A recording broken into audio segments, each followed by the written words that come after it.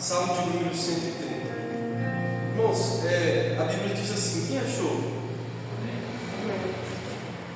Eu estou lendo na versão Almeida corrigida, revista corrigida. A Bíblia vai dizer assim, das profundezas a ti clamo, ó Senhor. Senhor, escuta a minha voz, sejam os teus ouvidos atentos à voz das minhas súplicas. Se tu, Senhor, observares as iniquidades, Senhor, quem subsistirá? Mas contigo está o perdão, para que sejas temido. Aguardo o Senhor, a minha alma aguarda, e espero na sua palavra. A minha alma anseia pelo Senhor, mais do que os guardas pelo romper da manhã. Sim, mais do que aqueles que esperam pela manhã. Espere, Israel, no Senhor, porque no Senhor há misericórdia, e nele há abundante redenção, e ele remirá a Israel de todas as suas iniquidades. Feche os seus olhos, coloque a sua Bíblia em direção ao seu coração. Pai, essa é a tua palavra, nós queremos ouvir tua voz, nós queremos ouvir o Senhor falar conosco ainda mais. Revela-te a nós, Deus, os teus desejos, os seus planos, tudo aquilo que o Senhor tem para falar conosco, através da sua santa e doce palavra. Fala, revela. Nós carecemos, Jesus, carecemos de ouvir sua voz, como um filho que anseia ouvir a voz dos pais. Assim somos nós diante de ti nessa noite. Fica à vontade, Jesus. Amém. Amém. Pode se sentar, queridos.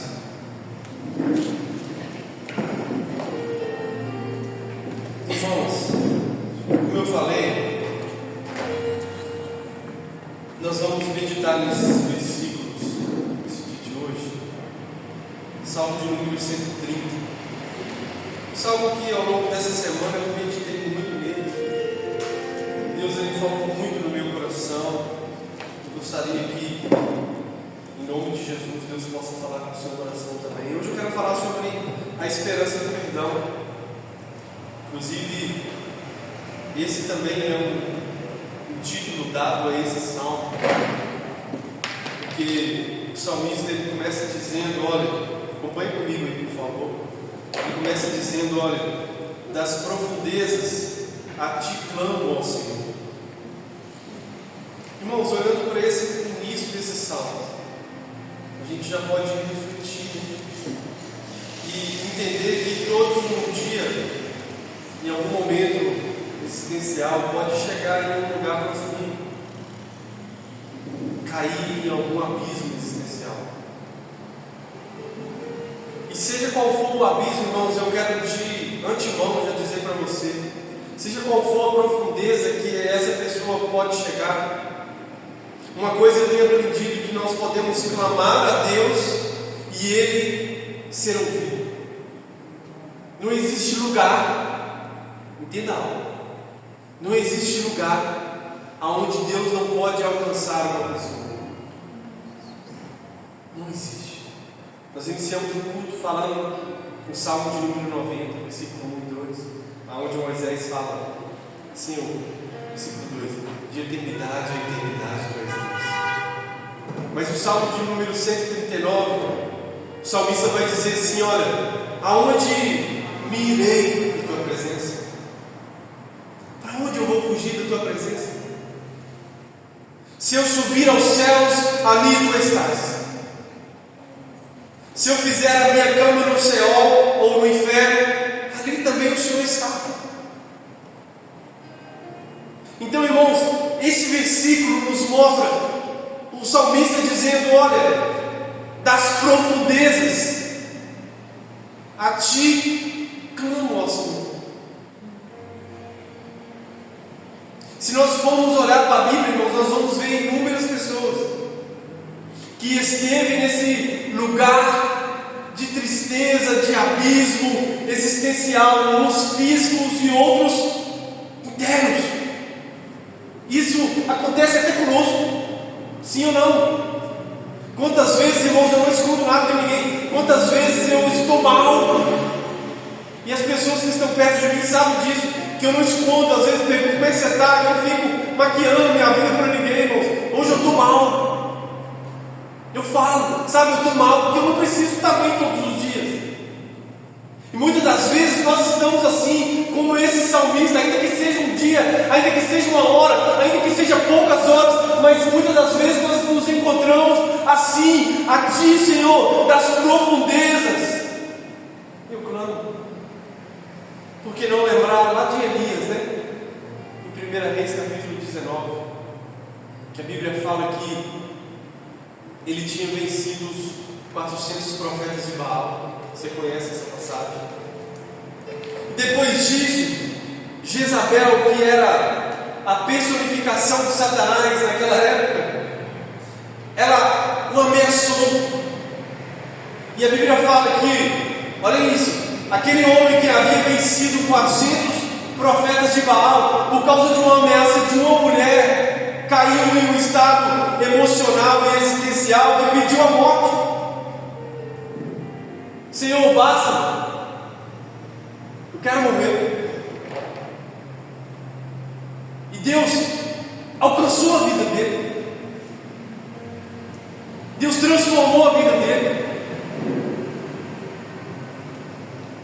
Muitas das vezes, irmãos, nós estamos assim, das profundezas, nós precisamos clamar ao Senhor, porque muitas das vezes nós pensamos, olha, somente aqueles que estão lá no mundo que pode passar por esse tipo de profundezas. Mas não é. As nossas lutas, as nossas dificuldades também nos levam para esse lugar. As afrontas. Essa semana nós iniciamos o estudo, né, sobre o Sermão do Monte lá no discipulado bíblico. E Mateus 5,4 fala: bem-aventurados os que choram, porque eles serão consolados. E muitas das vezes nós não entendemos, queridos, que nós precisamos passar pelo crivo da dificuldade. Salmista, Salmo de número 42, no versículo 5, Davi vai dizer assim: olha, por que está abatido a minha alma? Por que te perturbas dentro de mim? Espere Deus, pois ainda o louvarei. Então, irmãos, todos nós podemos em algum momento passar por isso, abismos emocionais. Mas existe, amados, também abismos físicos que nós precisamos vencer. Quem não se lembra de Paulo e Silas perto da meia-noite, Atos 16, a Bíblia vai dizer que eles estavam presos e o que? Cantavam o Senhor. Santo Agostinho vai dizer que quem canta o Senhor ora 2 vezes. Entende? Então nós precisamos entender, irmãos, que clamar ao Senhor, buscar ao Senhor, é isso que Ele quer, é isso que Ele espera de nós, diferente do lugar que nós estamos, diferente do lugar onde Deus nos permitiu chegar. Ele vai dizer, olha, continuando o versículo: a Ti, Senhor, ó Senhor. Primeiro ele fala que era das profundezas, primeiro ele fala para quem ele estava clamando. Interessante, irmãos, que quando nós nos encontramos assim, a quem nós temos que clamar? A quem você tem clamado? Porque ele diz: a Ti clamo, ó Senhor. Quando chegamos nesse estado de desespero, aonde não temos saída, onde não vemos solução, quando o médico diz: olha, você está com câncer, quando ele diz: olha, não há vida à morte, quando a doença bate na porta, o desemprego, a quem nós temos clamado, irmãos? A quem nós temos buscado? Porque o salmista está dizendo: olha, a Ti clamo, ao Senhor. E uma coisa eu aprendi, irmãos, de verdade, às vezes nós falamos muito aquilo que nós estamos passando para as pessoas, não que isso seja errado, é bíblico. Tiago vai dizer: confessai as suas culpas uns aos outros para que haja cura.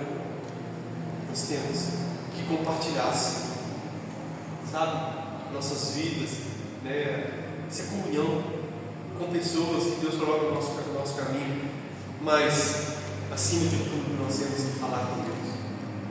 Acima de qualquer coisa, fale com Deus, porque o salmista está dizendo: olha, a ti clamo ao Senhor. Se nós olharmos para as dificuldades, irmãos, nós não clamamos. Quem não se lembra aqui de Bartimeu, que era cego de nascença? E a Bíblia fala que aquele homem, quando ouviu dizer que a multidão, que Jesus Cristo estava passando perto dele, o que ele começou a clamar? Jesus, filho de Davi, tem compaixão de mim. Sabe o que os discípulos falaram com ele?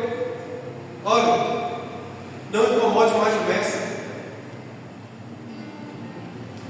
E ele começou a gritar mais alto: Jesus, filho de Davi, tenha compaixão de mim. Ele não foi embora, irmãos, enquanto ele não recebeu o milagre, o sobrenatural de Deus. Enquanto Jesus Cristo não se virou para ele e fez o que ele aguardava, ele não parou de clamar. Sabe qual é o nosso problema? Nós paramos. Nós olhamos para a circunstância. Primeira dificuldade que se levanta, nós paramos de clamar. Essa é a nossa maior dificuldade. Porque eu não estou aguentando, irmãos, nós temos que fazer igual o José. Tantos outros exemplos. Quem não se lembra da mulher adúltera que foi pega no próprio ato do adultério, e das profundezas que aquela mulher estava? A Bíblia fala que alguém teve uma brilhante ideia de levar aquela mulher até Jesus, e pensando que Jesus Cristo ia apedrejar ela, o que Jesus Cristo falou? Aquele que não tem pecado, atire a primeira pedra. Deixa eu conjecturar aqui. Em outras palavras, Jesus Cristo falou assim: olha, aquele que não esteve em um abismo existencial, atire a primeira pedra. A Bíblia fala que um por um daqueles homens foram largando suas pedras e saindo. Jesus virou para ela e falou assim: mulher, aonde estão os seus acusadores? Foram todos embora. Nem eu te acuso, vai, não peques mais. Vai, não caia nesse abismo mais. Não caia nesse lugar profundo mais de pecado. Então, irmãos, é para Ele que nós temos que clamar. Coloca a mão no seu coração. Quero que você fixa isso na sua mente nessa noite. Fala assim: Senhor, não, mas está muito fraco. Fala assim: Senhor, eu vou clamar a Ti, e nada vai fazer eu parar. Amém, queridos? Não pare de clamar o nome de Jesus. O nome dele é poderoso. Amém? E o salmista continua dizendo: olha, das profundezas te clamo, ó Senhor. Ele vai dizer no versículo 2: Senhor, escuta a minha voz. Olha o que ele está dizendo: seja os teus ouvidos a voz das minhas súplicas. É tão interessante, irmãos, que quando ele chama Deus de Senhor, isso é uma tratativa. Quem Deus é para nós? Eu aprendi uma coisa, irmãos, que eu não posso caminhar em cima de uma revelação que simplesmente outra pessoa teve. Porque Deus, Ele quer que nós, individualmente falando, tenhamos a revelação de quem Ele é. Ele quer se revelar a nós. E essa revelação vai reverberar no corpo de Cristo, porque somos membros uns dos outros. Entende? Então, logo, ao conhecer a Cristo, Ele vai se revelar a nós, a cada um de nós, quem Ele é. Para uns Ele vai ser cura, para outros Ele vai ser a libertação, para outros Ele vai ser um braço estendido, para outros Ele vai ser uma rocha inabalável, mas Ele é o grande eu sou. Então, irmãos, o que nós precisamos? Senhor, Senhor, escuta a minha voz, sejam os teus ouvidos atentos à voz das minhas súplicas. Senhor, quem Deus é para nós, irmãos? O nosso Senhor, Ele é Salvador, Ele é o amado da nossa alma. Ou será que nós temos tido Ele como, muitas pessoas, irmãos, têm tido Ele como um servo, que só vai atrás dele quando precisa, tipo um supermercado? Mas não, os filhos de Deus não são assim. Sabe, os verdadeiros cristãos, os verdadeiros adoradores, nunca vai olhar para Jesus apenas por aquilo que Ele pode dar, mas sim por quem Ele é na sua essência. Ele é poderoso. Ah, mas se eu precisar que Ele abra uma porta, Ele vai abrir, irmão. Porque Ele abre portas. Se essa for a vontade dEle, Ele vai abrir, assim como fechar também. Ele faz. Se Ele quiser que você ande por cima das águas, Ele faz. Mas se Ele quiser permitir em algum momento você afundar, Ele permite, para segurar na sua mão e dizer: vem para mim, vem para perto de mim. Eu sou Deus, eu sou aquele que segura na sua mão, eu sou aquele que te leva para um lugar de confiança, de fé, de entrega. Mas nós precisamos entender isso. Precisamos ter uma definição de quem Deus é para cada um de nós. Quero te dizer isso nessa noite, irmãos. Faça essa pergunta para Ele: Senhor, o que Tu és? Quero conhecer o Seu coração. Quero conhecer as Suas vontades. Irmãos, ao longo da história, Deus sempre confiou a homens e mulheres aquilo que Ele ia fazer. E a Bíblia fala que Ele não muda. Ele está à procura de amigos. João Batista se apresentou como amigo do noivo. E o amigo do noivo sabia muito bem o que o noivo ia fazer. João Batista se apresentou: não, eu sou amigo do noivo. Eu sou a voz que clama no deserto: endireitai o caminho para o meu Salvador. Ele sabia que naqueles tempos o Filho de Deus iria se manifestar, porque Ele veio preparar o caminho para o Filho. Porque Ele era amigo. E somente os amigos, irmãos, aqueles de perto, sabem o que o outro vai fazer, qual é o próximo passo. É isso que nós, nesses dias, precisamos buscar de Deus. Senhor, Ele quer se revelar, irmãos. A história bíblica mostra isso. Deus sempre quis se revelar ao ser humano. Deus sempre quis se revelar a nós. Um lugar de intimidade. E a Bíblia vai dizer assim, ó, que Ele diz: escuta a minha voz. A Bíblia fala, irmãos, no Salmo 139, versículo 4, que antes de sair uma palavra da nossa boca, Deus já sabe o que nós vamos falar. Olha isso. O salmista está dizendo aqui: escuta a minha voz, sejam os teus ouvidos atentos à voz das minhas súplicas. Ele antecipa falas, Ele consegue antecipar pensamentos, porque Ele é onisciente e Ele sabe de todas as coisas. Então o pensamento que você tem aí nessa sua cabecinha, Deus sabe. Sabe? Mas ninguém é onisciente. Às vezes as pessoas pensam que Satanás é onisciente. Não, não. Ele não é onipresente também. Ele também não é onipotente. Somente o nosso Deus é onisciente, é onipotente, sabe? Ele é onipresente. Somente o nosso Deus sabe de todas as coisas. Somente o nosso Deus está em todos os lugares. Somente o nosso Deus pode todas as coisas. Somente Ele. Agora entenda algo. Ele quer ouvir o nosso clamor. Clama a mim e responder-te-ei, e anunciar-te-ei coisas grandes e firmes que ainda não conheces. E às vezes, irmãos, nós temos a falsa impressão de que Deus não está nos ouvindo. Sabia disso? Às vezes a gente fica chorando, né? Ah, Senhor, eu sei que o Senhor não está me ouvindo. Não é? Onde está Deus? Eu estou no estado existencial de profundezas. Aonde está Ele? Que permitiu que o seu filho cair nesse lugar. Onde está o Senhor?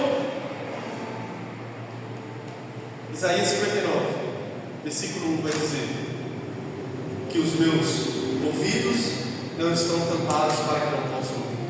As minhas mãos não estão encolhidas para que não possa salvar. Sim, os ouvidos do Senhor estão abertos para ouvir o nosso clamor. Versículo 3 ele vai dizer, vamos caminhar: se tu, Senhor, observares as iniquidades, Senhor, quem subsistirá?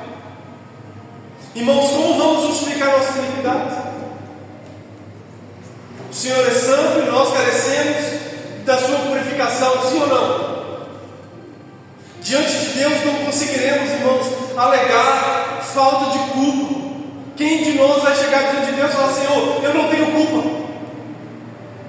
Pelo contrário, todos nós, ao chegarmos diante de Deus, lembra de Isaías capítulo 6, quando ele pôde contemplar o templo de Deus, o trono de Deus, ele há de muito oferecer.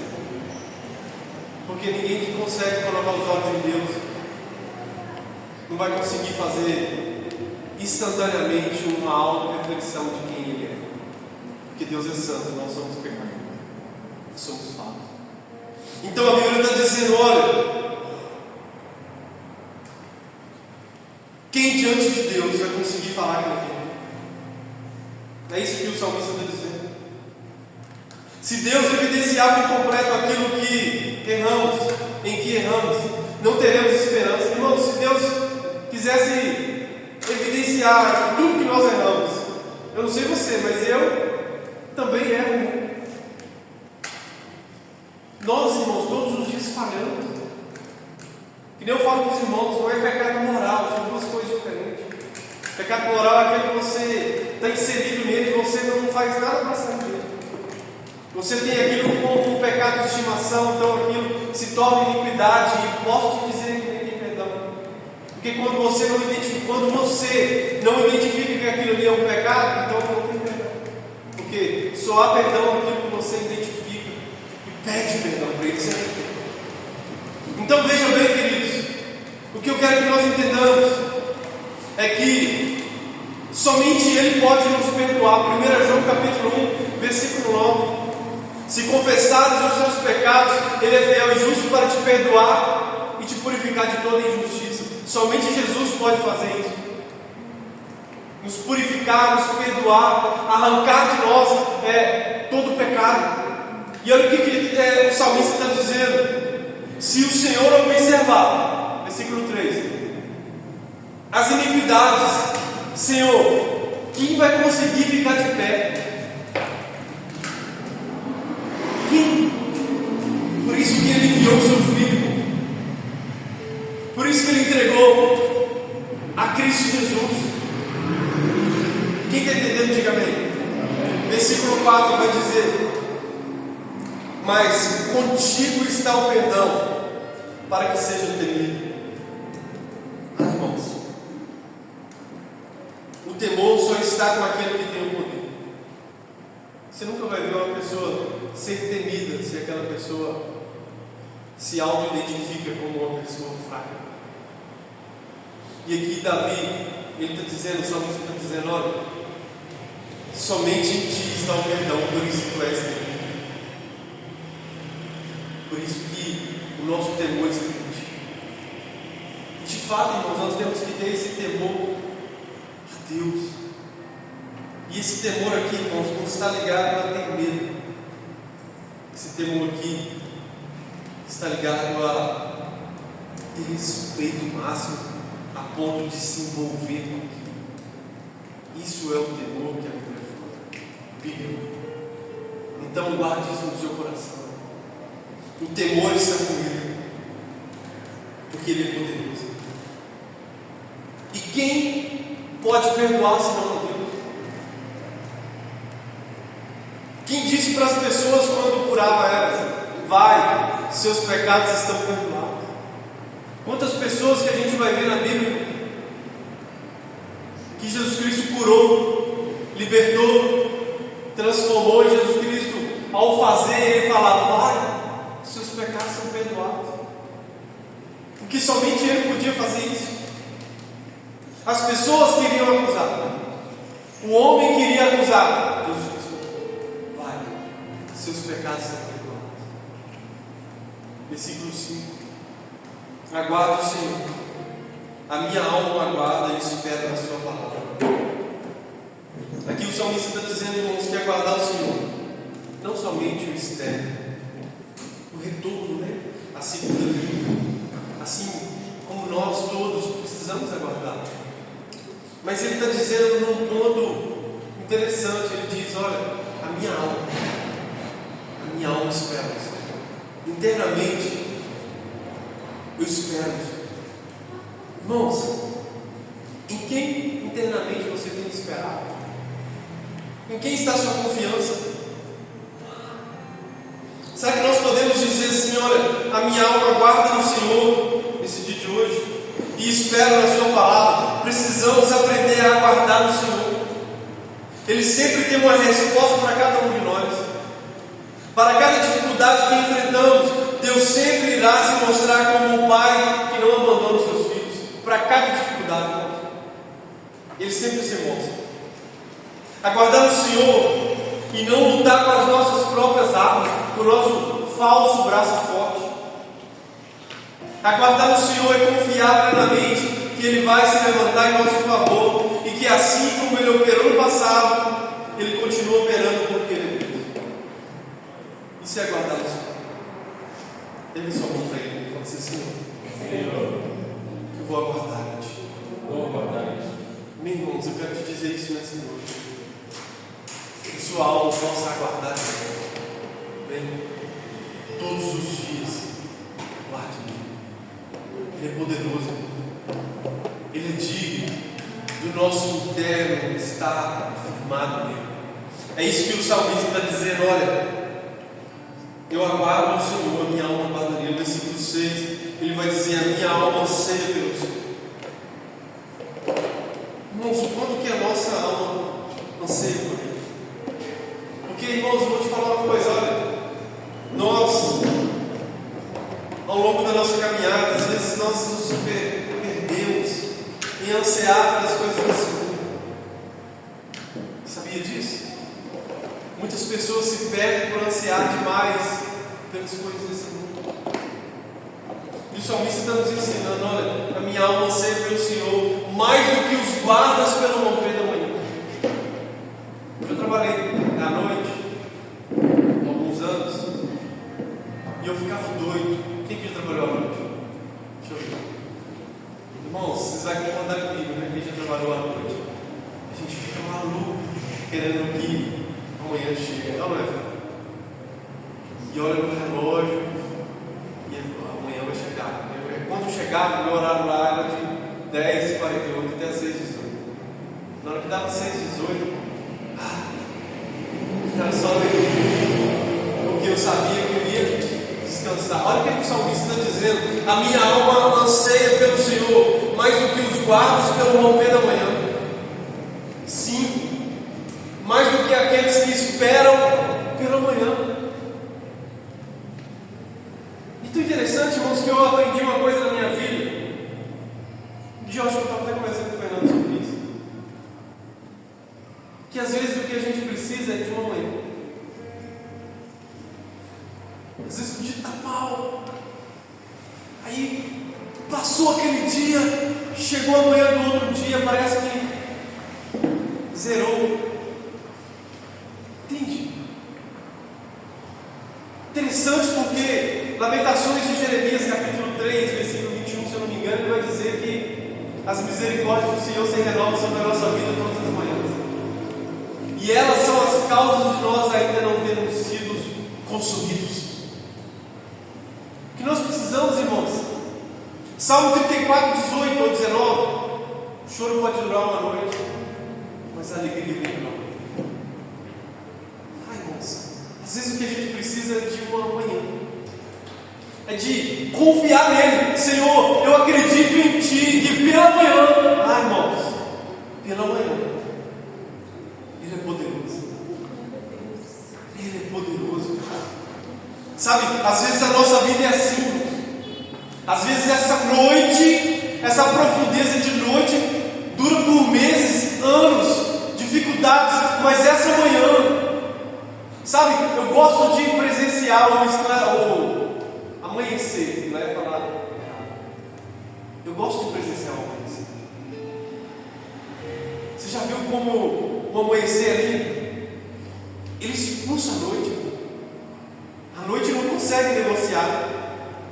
Você já parou para pensar nisso? A noite não consegue negociar.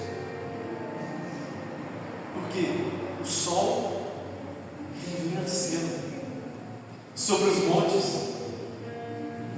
E é assim também. O sol da justiça, eu quero profetizar isso sobre a sua vida nessa noite. O sol da justiça vai brilhar sobre a sua vida e sobre cada área da sua vida, em nome de Jesus.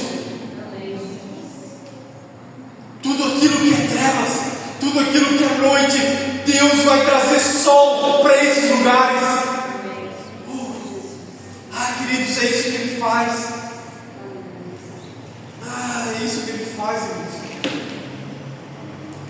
Versículo 7, Ele vai dizer assim: olha, espere Israel no Senhor, porque no Senhor há misericórdia. No Senhor há o quê? No Senhor há misericórdia. Irmãos, essa palavra misericórdia quer dizer ter compaixão de coração. No grego, ela vem de duas palavras: miserere e cortes. Miserere, ter compaixão; cortes, coração. Ter compaixão de coração. E somente Jesus teve, tem e terá compaixão de nós de verdade. E Ele tem misericórdia de nós todos os dias. Todos os dias. Ele é compassivo. Ele é misericordioso. Ele está dizendo: olha, espere Israel no Senhor, porque no Senhor há misericórdia. Essa palavra serve para nós, irmãos. Mais uma vez o salmista dizendo: espere nele, porque nele há misericórdia. Nele há misericórdia. Pode esperar nele. Vai valer a pena esperar nele. Vai valer a pena continuar segurando na mão dele. Vai valer a pena, sabe, sofrer afronta pelo nome dele. Vai valer a pena ser enfrentado por um grande exército. Vai valer a pena segurar na mão de Jesus, porque Ele tem misericórdia.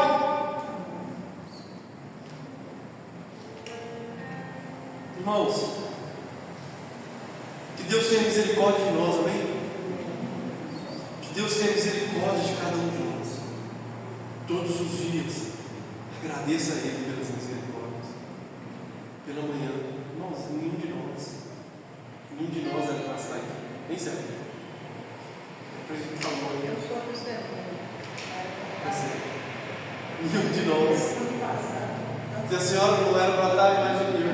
Glória a Deus. Ele renova minhas forças todo dia. Todos os dias Ele renova nossas forças, né? Todos os É dias. assim. Todos os dias. Eu vou dormir cansado e eu acordo zerado. É Glória a assim. Deus. Deus é bom, por quê? Porque amanhã chegou, né? Aleluia. Aleluia. Deus é maravilhoso. Para finalizar, irmãos, versículo 8, glória a Deus. Ele remirá a Israel de todas as suas iniquidades. Irmãos, isso aqui é maravilhoso. Remir. Não importa o tamanho do pecado. Não importa o tamanho do pecado. Ele sempre terá o poder de remir, de resgatar, de pagar, sabe, por aquilo. E, aliás, Ele já pagou por aquilo. Ele já pagou o preço pela nossa vida. Então, Deus é suficiente para nos perdoar e nos purificar. Mais uma vez, a gente volta em 1 João 9. Ele é suficiente para nos perdoar.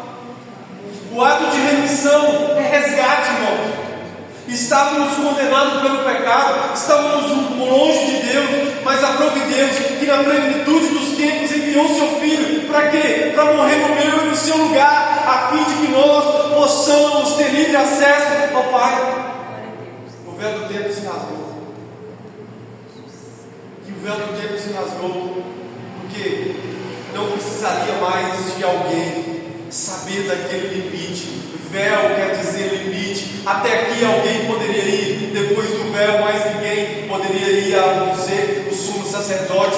Pedro vai dizer na sua carta que nós somos sumos sacerdotes e que Jesus Cristo, Ele é o sumo sacerdote da nossa alma. Somente Ele. Somente Ele. Então guarde essa palavra no seu coração. Nossa remissão foi feita por Cristo em uma cruz romana. Ele se fez pecador no nosso lugar. Ele levou sobre si as nossas enfermidades. Isaías 53. O sacrifício perfeito e completo somente Jesus poderia fazer e fez por nós. Somente Ele. Mas ninguém. Ele foi, Ele veio, abriu mão do seu trono de glória, morreu no meio do seu lugar. E agora o escritor aos Hebreus vai dizer assim, que não precisa mais de sacrifícios de touros ou de bodes, para que possamos nos achegar diante dele. Nossa, isso é maravilhoso. Nós fomos remidos. Ele nos remiu. Ele pagou o preço por nós. Somente Ele é digno. Então, irmãos, guarde essa palavra no seu coração. Continue orando por Jesus. Continue se arrependendo. O salmista ele falou tudo isso com a esperança de ser perdoado. E aqui eu finalizo essa palavra. O que nós precisamos, se não ser perdoado todos os dias?